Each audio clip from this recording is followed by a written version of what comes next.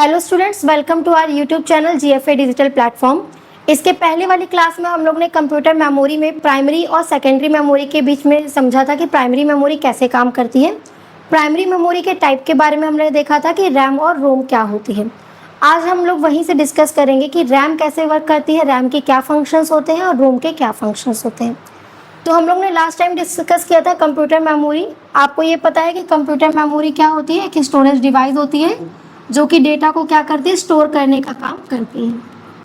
और स्टोर करने का क्या फ़ायदा होता है? इन फ्यूचर कभी भी हम उसको एक्सेस करना चाहें, इन फ्यूचर कभी भी हम देखना चाहें, तो अगर कंप्यूटर मेमोरी में डेटा स्टोर होगा तो हम उसको क्या कर सकते हैं, आगे देख सकते हैं। इसी केस में हमने आगे पढ़ा था कि कंप्यूटर जो मेमोरी होती है वो दो तरह से डेटा को स्टोर करती है। एक तो प्राइमरी मोड में, जिसको हम लोग बोलते हैं कंप्यूटर की प्राइमरी मेमोरी, और दूसरी क्या हो जाती है, कंप्यूटर की सेकेंडरी मेमोरी। एक हो जाती है कंप्यूटर की प्राइमरी मेमोरी और दूसरी हो जाती है सेकेंडरी मेमोरी। फिर उसके बाद हम लोग ने जो सबसे पहली मेमोरी पढ़ी थी वो पढ़ी थी प्राइमरी मेमोरी। कि प्राइमरी मेमोरी क्या होती है, हमने डिस्कस किया था। ये इंटरनल मेमोरी होती है, डायरेक्ट सीपीयू से एक्सेस करती है। उसके बाद प्राइमरी मेमोरी में हमने पढ़ा था कि ये दो तरह की होती है, रैम और रोम। हमने ये भी पढ़ा था कि कंप्यूटर मेमोरी का जो नेचर होता है वो दो तरह से होता है। एक होता है वोलाटाइल एंड दूसरा होता है नॉन वोलाटाइल। वोलाटाइल और नॉन वोलाटाइल। जहां बात वोलाटाइल की आएगी वहां पर हम डिस्कस करेंगे कि ये क्या होती है, परमानेंट होती है, सॉरी नॉन परमानेंट होती है। और जहां नॉन वोलाटाइल की बात आएगी वहां ये हो जाएगी परमानेंट होती है। तो कुछ इतनी चीज़ें हम लोग ने लास्ट क्लास में डिस्कस किया था कि प्राइमरी मेमोरी इंटरनल मेमोरी होती है, डायरेक्टली सीपीयू से एक्सेस करती है। प्राइमरी मेमोरी में दो तरह की प्राइमरी मेमोरी होती है, रैम होती है और रोम होती है। तो आज की क्लास में हम लोग डिस्कस करेंगे कि कंप्यूटर प्राइमरी मेमोरी में रैम कैसे काम करती है और रोम कैसे काम करती है। तो यहाँ पर हम लोग सबसे पहले लिख लेते हैं रैम। रैम का जो फुल फॉर्म होता है ये होता है रैंडम एक्सेस मेमोरी। रैम का फुल फॉर्म क्या हो जाएगा, रैंडम एक्सेस मेमोरी। रैम में जो डेटा स्टोर होता है वो किस तरह से स्टोर होता है, तो यहाँ पर डेटा स्टोर होता है वोलाटाइल नेचर से। यहाँ पे डेटा कैसे स्टोर होता है, वोलाटाइल नेचर से। इसको हम ये कहते हैं कि ये डेटा स्टोर करता है नॉन परमानेंट तरीके से, नॉन परमानेंट तरीके से। दूसरी चीज, ये जो रैम मेमोरी होती है वो किसका टाइप होती है, तो RAM memory is a type of किसका टाइप हो जाएगी, तो ये प्राइमरी मेमोरी का टाइप होती है। या अगर आपसे क्वेश्चन ये कहे कि मेन मेमोरी का टाइप, तो मेन मेमोरी भी आपकी यही मेमोरी होगी। इंटरनल मेमोरी में भी रैम रोम आएगा। इसके बाद रैम में यहाँ पर हम लोग डिस्कस करेंगे कि रैम जो होती है वो री एंड राइट टाइप की मेमोरी होती है। री एंड राइट टाइप का मतलब होता है कि यहाँ पर हम किसी भी डेटा को लिख भी सकते हैं और पढ़ भी सकते हैं। रीड एंड राइट, ठीक। डेटा जो टेम्परेरी स्टोर होती है, टेम्परेरी स्टोर डेटा इन रैम मेमोरी, वही बात हो गई जो कि हमने यहाँ बोला कि नॉन परमानेंट तरीके से स्टोर करती हैं।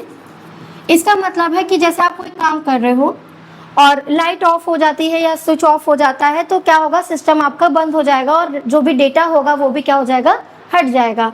ये नहीं होता कि परमानेंट स्टोर करेगा। इसके बाद हम लोग ने यहाँ पे डिस्कस किया था कि रैम मेमोरी क्या करती है। रैम मेमोरी दो तरह की होती है। RAM memory are two types. RAM memory दो तरह की होती है। कौन कौन सी होती है, तो एक होती है एस रैम, जिसको हम बोलते हैं स्टैटिक रैंडम एक्सेस मेमोरी, और दूसरी होती है डी रैम, जिसको हम लोग बोलते हैं डायनेमिक रैंडम एक्सेस मेमोरी। जो एस रैम होती है work as a cache memory. Work as a cache memory. और ये कैश मेमोरी क्या होती है? कैश मेमोरी होती है फास्टेस्ट मेमोरी। कैश मेमोरी होती है फास्टेस्ट मेमोरी। और डायनेमिक रैम जो होती है, इसको बार बार रिफ्रेश करने की जरूरत पड़ती है, नीड टू रिफ्रेश। ठीक, जब हम कोई प्रोग्राम या फाइल लोड करते हैं, कोई एप्लीकेशन चलाते हैं, तो उस वक्त किस मेमोरी की जरूरत पड़ती है? उस वक्त हमें जरूरत पड़ती है रैम मेमोरी के बारे में, रैम की। तो रैम मेमोरी में हमने इतनी चीजें समझी कि रैम क्या होती है? रैंडम एक्सेस मेमोरी होती है। इसका नेचर क्या हो जाएगा? वोलाटाइल नेचर का हो जाएगा, मतलब डेटा जो स्टोर होगा वो नॉन परमानेंट तरीके से होगा। रैम मेमोरी का जो डेटा होता है वो रीड एंड राइटेबल टाइप का होता है। और ये प्राइमरी मेमोरी, या आप यहाँ कह सकते हो कि ये मेन मेमोरी का ही एक टाइप होता है। ये मेन मेमोरी का ही एक टाइप हो जाएगा। इसके बाद यहाँ पर हमने समझा कि यहाँ टेम्परेरी जो स्टोर करती है डेटा, वो रैम मेमोरी स्टोर करती है। इसके बाद रैम मेमोरी जो होती है वो दो तरह की होती है, एक होती है एस रैम और दूसरी होती है डी रैम। एस रैम जो वर्क करती है एज अ कैश मेमोरी की तरह काम करती है, जो कि फास्टेस्ट मेमोरी होती है।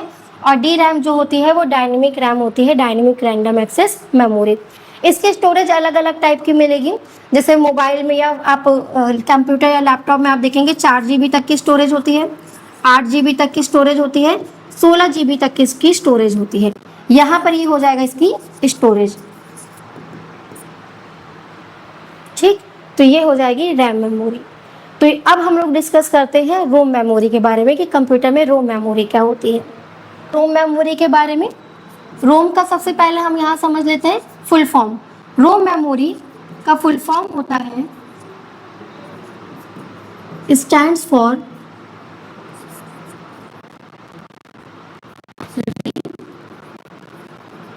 Only memory. ये कैसी मेमोरी होती है? सिर्फ रीड ओनली मेमोरी होती है। डेटा सिर्फ रीडेबल होता है, ना कि रैम की तरह रीड एंड राइटेबल होता है। क्योंकि रैम जो होती है उसमें डेटा को आप रीड भी कर सकते हैं और कुछ लिख भी सकते हैं, जबकि रोम में ऐसा नहीं होगा। रोम में कोई भी चीज़ होगी तो वो सिर्फ रीडेबल मोड में होगी, ना कि राइटेबल मोड में होगी। अब यहाँ पे आगे हम लोग डिस्कस करते हैं कि रोम मेमोरी जो होगी वो भी किसका टाइप होगी। तो ROM memory is type of ROM memory is a type of main memory, या जिसको आप क्या कहते हो, जिसको आप कह सकते हो प्राइमरी मेमोरी। ये किसका टाइप हो जाएगा? प्राइमरी मेमोरी का टाइप हो जाएगा। इसके बाद रोम मेमोरी का नेचर कैसा होता है? ROM memory store data non volatile type. यहाँ पर जो डेटा स्टोर होगा वो नॉन वोलाटाइल टाइप होगा। नॉन वोलाटाइल का मतलब होता है कि रोम क्या होगी? Is a permanent memory. Permanent memory, ROM कैसी मेमोरी हो जाएगी? परमानेंट मेमोरी हो जाएगी। यानी रोम के अंदर जो डेटा गया वो जब तक आप डिलीट नहीं करेंगे डिलीट नहीं होगा, पॉसिबल नहीं होता जो रोम मेमोरी के अंदर डेटा होता है उसको डिलीट करना। इसके बाद हम लोग यहाँ डिस्कस करेंगे कि रोम मेमोरी क्या होगी? ओनली रीडेबल मेमोरी होगी। Only readable memory. You can't write in ROM. आप कुछ भी लिख नहीं सकते रोम मेमोरी में। अब रोम मेमोरी किस लिए ज़रूरी होता है? तो ROM memory consist information about, ROM memory consist information about, किसके बारे में इंफॉर्मेशन रखती है? About BIOS. बायोस ये क्या होता है? बायोस का फुल फॉर्म होता है basic input and output system. RAM memory में एक चीज और होती है जिसको हम लोग बोलते हैं बूटिंग।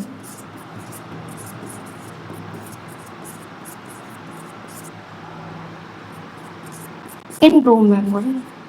बूटिंग क्या होता है? जब हम अपने कंप्यूटर को स्टार्ट करते हैं या रीस्टार्ट करते हैं तो उसको हम लोग बोलते हैं booting. Restart process of computer system is called booting. तो जब हम रीस्टार्ट कर रहे होते हैं तो उस समय जो समय ले रहा होता है कंप्यूटर, वो किसके कारण ले रहा होता है? बूटिंग प्रोसेस हो रहा होता है। रैम मेमोरी में भी टाइप होती है, रोम मेमोरी में भी टाइप होती है, जैसे रैम के टाइप होते हैं।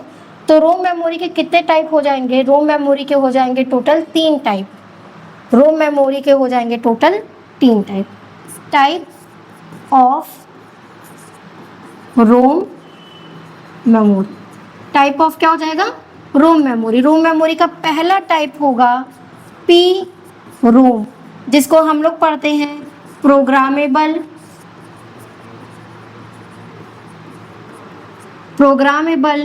Read only memory. ठीक, अब इसका क्या यूज है कि डेटा को जब प्रोग्राम किया जाता है तो उस वक्त हम लोग प्रोग्रामेबल रीड ओनली मेमोरी का यूज करते हैं और यहाँ से डेटा डिलीट नहीं होता है। उसके बाद नेक्स्ट हो जाती है ईपी रोम।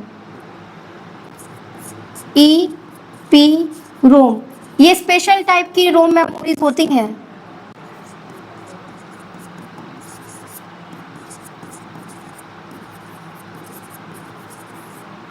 ईपी रोम जिसको हम लोग कह सकते हैं इरेजेबल पी रोम। इसका मतलब है कि डेटा इरेज तो होता है with the help of data erase with the help of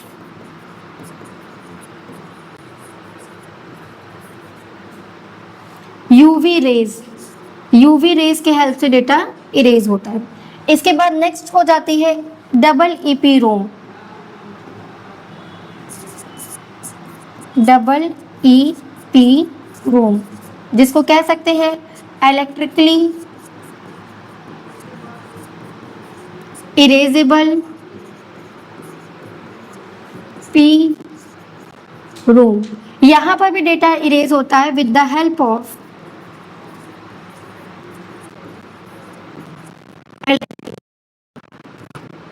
data erase होता है with the help of electric.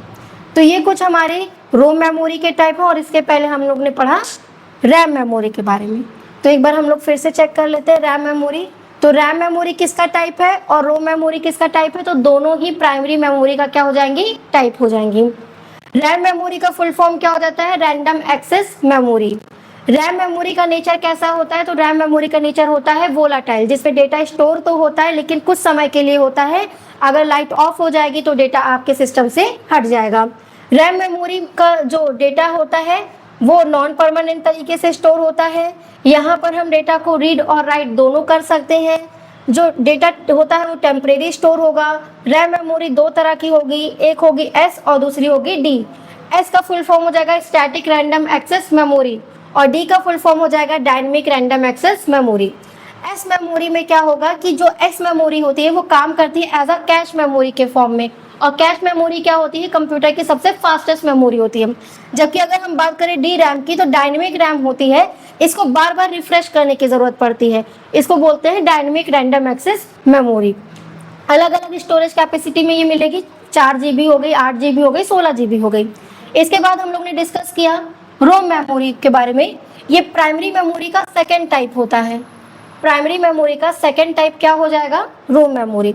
Rome memory का फुल फॉर्म क्या हो जाएगा? रोम मेमोरी का फुल फॉर्म हो जाएगा read only memory. Read only memory, और साथ ही साथ इसका हम लोग क्या कहते हैं कि ये मेन मेमोरी का ही टाइप है, या प्राइमरी मेमोरी का भी आप टाइप कह सकते हो। रोम मेमोरी में डेटा कैसे स्टोर होगा? तो रोम मेमोरी में डेटा स्टोर होगा नॉन वोलाटाइल नेचर से। ये कैसी मेमोरी होती है? परमानेंट टाइप की मेमोरी होती है। रोम जो होती है वो सिर्फ रीडेबल होती है, इसमें आप कुछ भी लिख नहीं सकते, सिर्फ सामने जो दिया गया डेटा उसको रीड कर सकते हैं। रोम मेमोरी में किस तरह की इंफॉर्मेशन होती है? तो बायोस की, basic input output system. Booting process किसके अंदर होता है? बूटिंग मतलब क्या होता है? जब हम सिस्टम को रिस्टार्ट कर रहे होते हैं तो उसको हम लोग क्या बोलेंगे? Booting process. तो ये भी किसके अंदर होगा? रोम मेमोरी। रोम मेमोरी में 3 स्पेशल तरह की रोम होती है। पहली हो जाएगी पी रोम, दूसरी हो जाएगी ईपी रोम और तीसरी हो जाएगी डबल ईपी रोम। पी रोम का फुल फॉर्म क्या हो जाएगा? Programmable read only memory. जब डेटा को प्रोग्राम किया करना होता है तो हम लोग उस वक्त किस मेमोरी का यूज करते हैं? पी रोम का। जब डेटा को इरेज करना होता है वो भी किसके हेल्प से? यूवी रेज के हेल्प से, तब हम वहां पर यूज करेंगे ईपी रोम का, erasable programmable read only memory. और इलेक्ट्रिसिटी के हेल्प से डेटा को इरेज करना होगा तो डबल ईपी रोम, electrically erasable programmable read only memory. तो ये हमारे कंप्यूटर में प्राइमरी मेमोरी का क्लासिफिकेशन था कि प्राइमरी मेमोरी कैसे काम करती है, जिसमें प्राइमरी मेमोरी में दो मेमोरी थी, रैम और रोम। अब इसके बाद हम लोग पढ़ेंगे सेकेंडरी मेमोरी के बारे में। सेकेंडरी मेमोरी जो होती है वो एक्सटर्नल मेमोरी होती है कंप्यूटर की। एक्सटर्नल मतलब कि आप इसको बाहर से भी लगा सकते हो, इंटरनल जैसे हार्ड डिस्क वगैरह भी इसमें हम लगा सकते हैं। आपकी जो एक्सटर्नल मेमोरी होती है या जिसको हम सेकेंडरी मेमोरी बोलते हैं, इसमें जो आपका डेटा स्टोर होता है वो किस नेचर से स्टोर होता है? यहाँ पर डेटा होता है परमानेंट स्टोर, और इसकी स्टोरेज कैपेसिटी ज़्यादा होती है किसके कंपैरिजन में? प्राइमरी मेमोरी के कंपैरिजन में। तो कुछ पॉइंट्स इसमें हम लोग लिख लेते हैं। सबसे पहले सेकेंडरी मेमोरी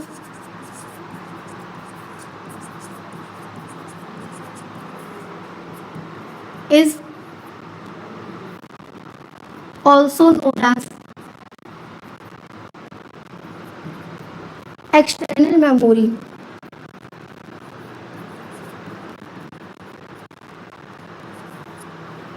सेकेंडरी मेमोरी को हम किस मेमोरी के नाम से जानते हैं? External memory. दूसरा पॉइंट, सेकेंडरी मेमोरी जो होती है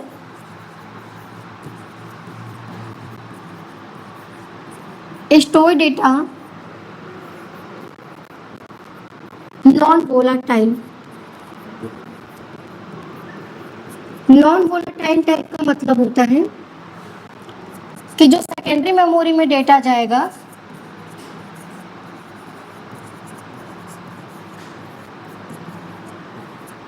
permanent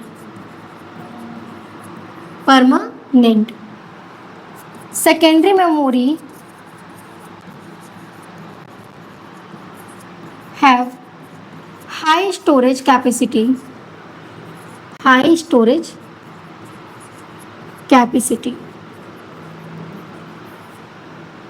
in the comparison of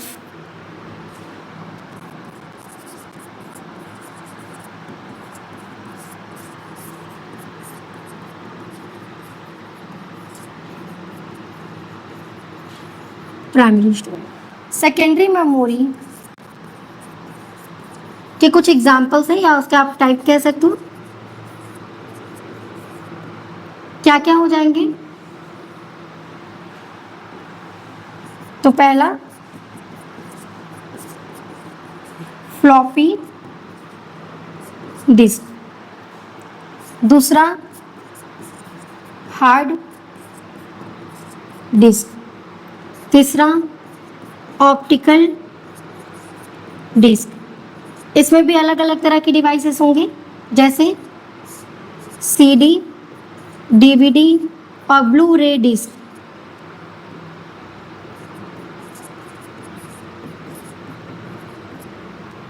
और इसके बाद जिसको आप बोलते हो पेन ड्राइव। तो ये हमारी सेकेंडरी स्टोरेज डिवाइस थी जिसको हम लोग क्या बोलेंगे? एक्सटर्नल मेमोरी बोलेंगे। सेकेंडरी मेमोरी स्टोर कैसे करेगी डेटा को? तो नॉन वोलाटाइल नेचर से करेगी। सेकेंडरी मेमोरी में जो भी डेटा जाएगा वो परमानेंट स्टोर होने के लिए जाएगा।